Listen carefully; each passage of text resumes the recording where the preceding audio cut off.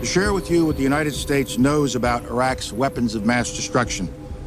Every statement I make today is backed up by sources, solid sources. These are not assertions. What we're giving you are facts and conclusions based on solid intelligence. There's new intelligence today indicating Saddam Hussein has stepped up his efforts to obtain nuclear weapons. The latest information, U.S. officials saying that over the past 14 months, they have seen Saddam Hussein trying to obtain weapons to try and build an atomic bomb. It was basically sort of a feedback loop.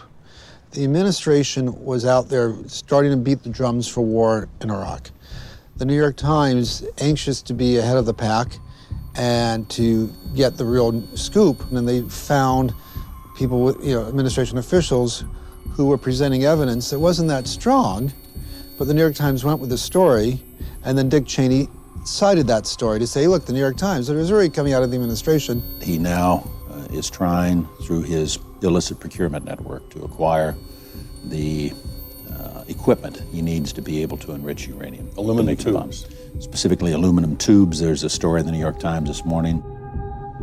The lead up to the war in Iraq, the particularly egregious case is the New York Times. There's no question about it, because it ran stories contrary to the truth. It ran stories that the sources had planted information that should have been checked out, and the sources were questionable to begin with in terms of their own objectives. So the Times is a particular case, a particularly great failing.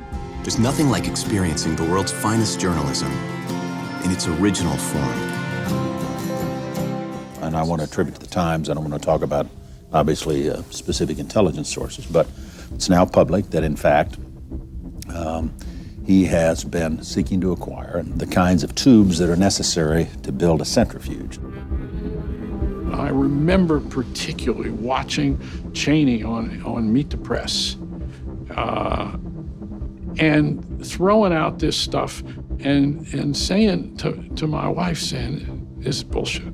There's something missing here. There will always be some uncertainty about how quickly he can acquire a nuclear weapon. But we don't want the smoking gun to be a mushroom cloud. 2 days, I think it was, before the war was launched in March 2003, the Washington Post had a great story, and the headline was something like, much of the Bush administration's case for war is inaccurate or wrong, experts say. And it was on page A19, it was, inside. And the question that I've had since that point is, under what definition of news is that not a front page story?